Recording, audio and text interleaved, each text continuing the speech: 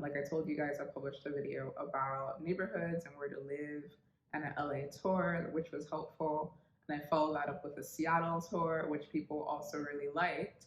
So I'm going to do a follow up because a lot of people left some great comments saying, hey, why didn't you talk about West Seattle or Kirkland or Bellevue or Redmond? And they're basically all these areas that are outside of what I was referring to before as core Seattle that people seem to be very curious about, which I wasn't expecting because I was originally not that curious, but at the same time it makes sense because there isn't that much information out there about these places. So again, I don't know, like I wouldn't say I'm an expert on these areas, but I definitely have, you know, driven through those places and know people that live there. So I can shed some light for those that haven't traveled there and are just curious like what's going on over there. So let's get into it.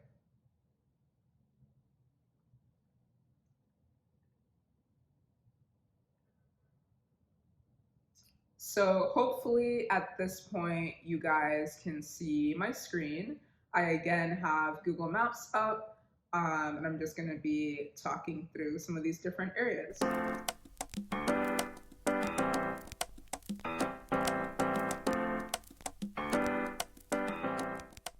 So as you can see, this is the main Seattle area. You see the red outline that we were talking about in the last videos. One of the main areas that I left out as part of this core area is West Seattle, as you guys can see here. Let's zoom in. West Seattle is located to the left or to the west side of basically downtown Seattle Industrial District and Beacon Hill areas.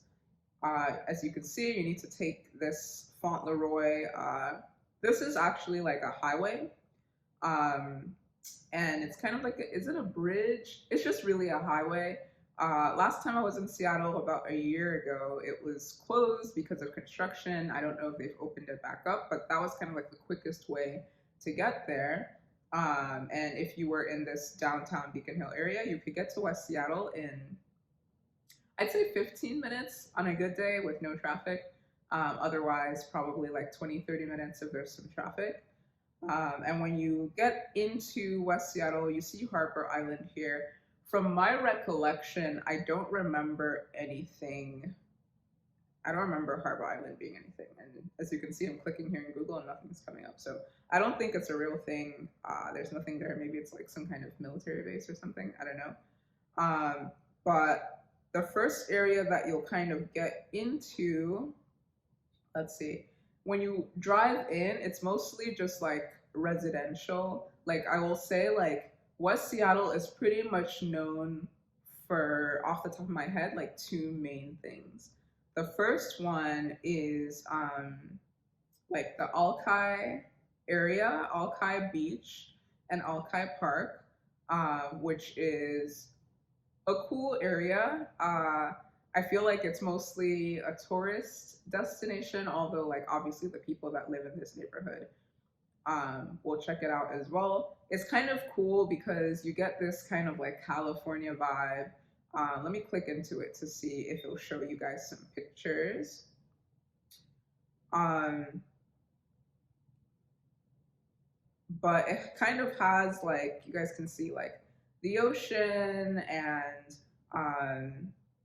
just like some quirky things like this little Statue of Liberty thing.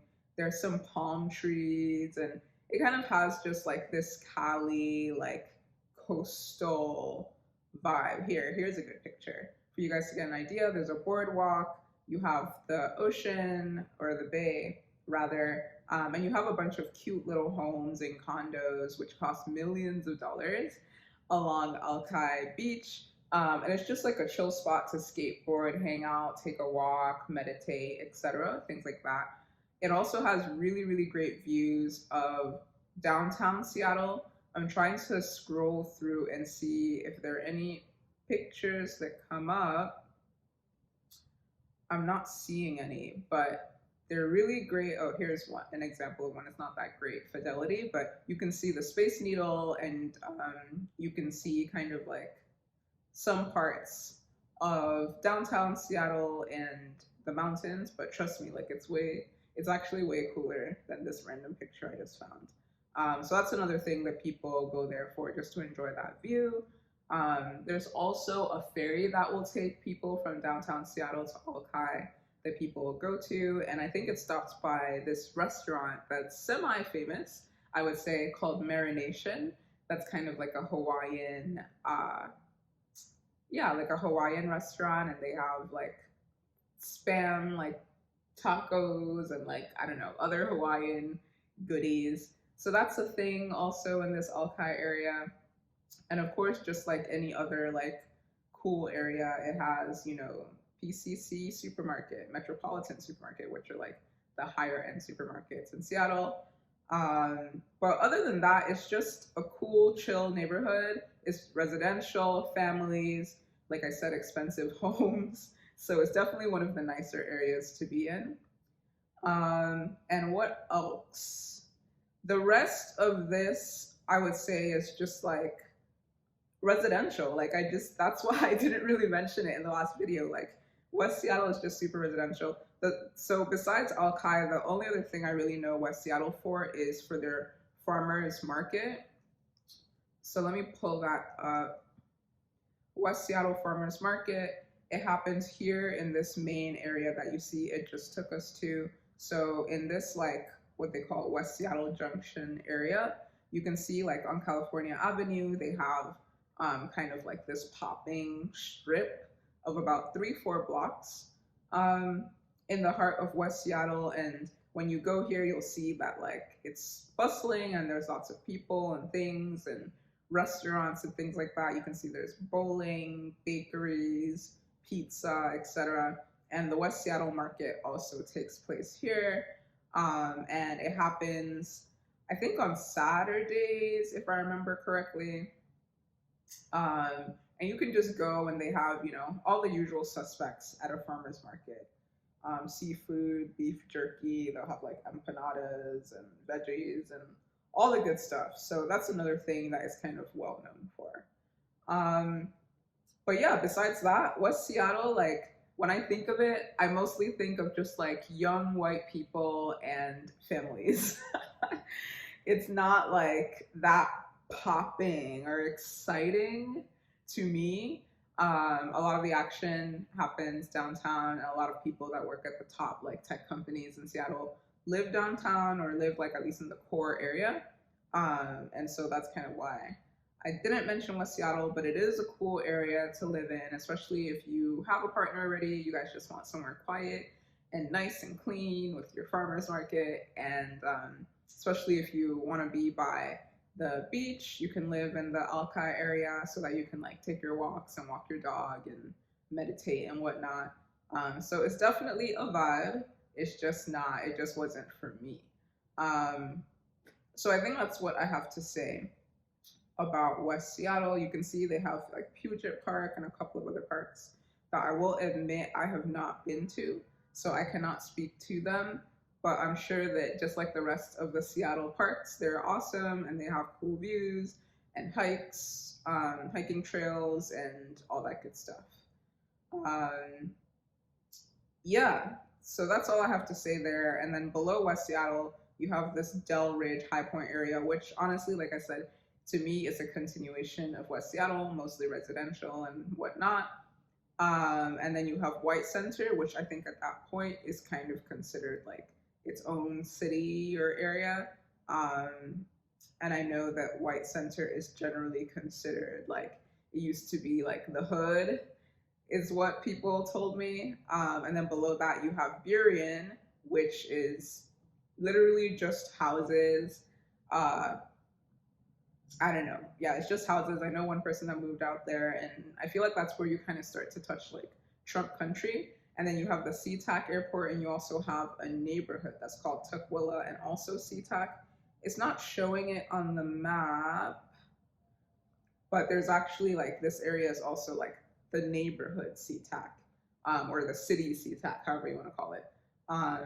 And yeah, it's kind of Trump country, small, humble homes. Again, mostly like white, but definitely I have friends who are people of color that have bought homes and live out there. very quiet. A bit further, as you can see, like on the other side is like Renton, which at that point it's like, or they don't say Renton, it's Renton, but I always mess it up and say Renton because I pronounce T's. So you're pretty far out from downtown Seattle at that point. Um, yeah. So I don't know. If you want to live out here, you can do your thing. Just residential houses, especially if you want cheaper houses, and that's pretty much what I know it for.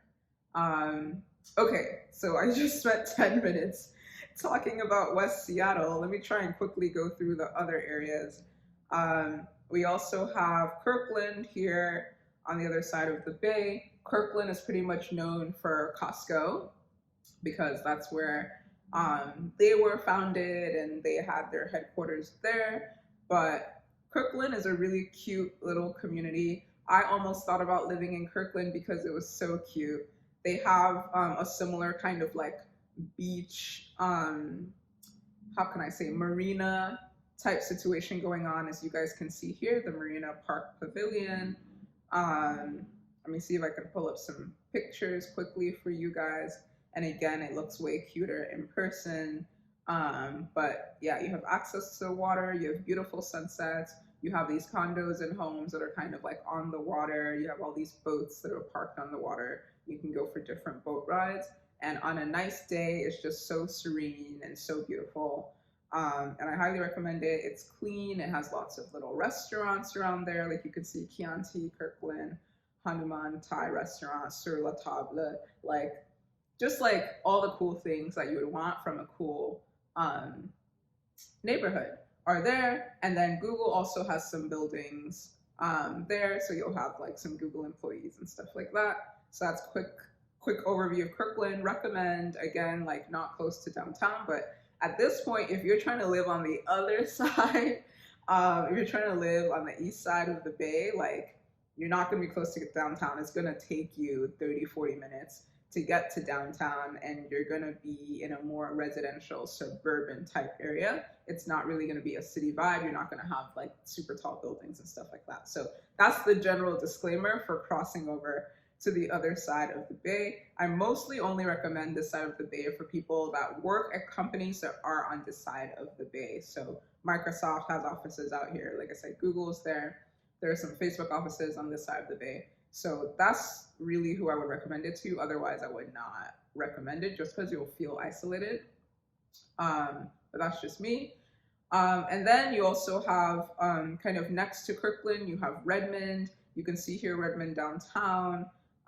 Honestly, Redmond doesn't have that much going on. Even though you see a lot of stuff on the map and it looks cool, it's not cool. Most of the people that live in Redmond are Microsoft employees, and it's just not the same kind of energy. Like Kirkland, it feels young, it feels cool, it feels active and super cute. It feels like a village almost. Redmond just feels like, you know, if you had to just copy and paste a gentrified small town and just like put it down, to me, that's what Redmond is. And then it's surrounded by like either wilderness or highway or nothing. Like it's very, very isolated. So if you live in Redmond, you definitely want a car. Otherwise, it's going to be hard for you to get around. There's a bus, the 545, that goes across the bridge to downtown, but it takes forever. So yeah, that's pretty much it. The cool thing about Redmond is you have Merrimore Park and Sammamish Valley, and like there are parts where like it's like farmland, like you're literally kind of in the middle of nowhere. So if you enjoy greenery and nature and you imagine yourself just like being by lakes and rivers and in the middle of trees and all that kind of stuff, like this area, like Sammamish Valley, Merrimore Park, like you're gonna love it because that's pretty much all it is. Like they have horses and stuff out there. So that's pretty much the Redmond area, and I guess I'll briefly like show you guys Lake Sammamish. Pretty much like the big bodies of water in the Seattle area are like Elliott Bay, which is kind of interfacing with downtown Seattle and West Seattle. And then in the middle, you have Lake Washington, which a lot of people go boating and do all sorts of things. You have Lake Union, which I discussed before, is in the middle of like Capitol Hill, Queen Anne area. And then you have all the way on the right hand side, Lake Sammamish, which borders Sammamish and basically Bellevue and Redmond. I haven't been to Lake Sammamish. It was one of the things I wanted to do, but I think you need to like pay money maybe to get in. Actually, no. If you go in through Marymore, you'll see it for free. Idlewood Park, you'll see it for free. I think I tried to go through Lake Sammamish State Park, and then you needed some kind of state park like thingy. You had to pay for it, and I was like, nah, I'm good. So that's that. I have no idea what's on the other side. Sammamish Commons and all this. Like this is wilderness, y'all. Like if you're trying to live out here, it means you just don't want to be seen. So that's your problem. This video is not for you. And what else did people want me to cover? Mercer Island. Let me not forget Mercer Island. Mercer Island is mostly retired people. So this is where people go and retire. It is a nice community, but it's mostly older people. So I don't know, if you find a nice apartment and you and your partner want to settle in, go for it. It's a nice community, well taken care of, but there probably won't be that many young people around you. But the cool thing is you're kind of halfway in between West Side and East Side, so there's that. And what else should I quickly cover? We have Bainbridge Island, which is mostly habitated by, again, rich white families. It's expensive to live in Bainbridge Island. It's hard to get to Bainbridge Island. They do have ferries, as you can see by these dotted lines. There's a Seattle Bremerton ferry to go to Bremerton and the Seattle Bainbridge ferry. Both are islands. I want to say, is Bremerton an island? Actually, I don't know. But Bainbridge is kind of yeah, it's definitely an island. I don't know where Bremerton is. And it's a nice island. Like it's cool if you want to do like an afternoon out and you take the boat out. I think it's about an hour. And it's really tiny. But there are shops, restaurants, homes, expensive homes with great views. And you might even see like, I don't know, some whales in the water if you go in the summer. Is it summer or is it winter? Maybe it's in the winter. I don't know. Check Google. And there's some cool restaurants, but like you can see, it's just one main road. It's small, limited, so you know, it's cool. But honestly, like nothing crazy special. It's just cool to see the views of the Cascades as you're like taking the boat there, and to just see like this alternate community. And then let me quickly type in Bremerton. Where is Bremerton? Bremerton is over here. It's like a whole world. I've never been to Bremerton. I don't know what's there. It's very far away, as you can see. It's pretty much its own corner. You gotta go past Bainbridge Island. And the rest of this is literally jungle, forest. So I don't know why someone would be in Bremerton unless like they have a job there. Yeah, I'm just gonna leave it at that. If anyone knows about Bremerton, maybe you can make your own video. Cool. Let me check if there's anything else major I'm missing. No, I think that is it. Yeah, so I hope again that this is helpful for people. And let me know if there's any other content you guys want me to cover. But that's it. See you next time.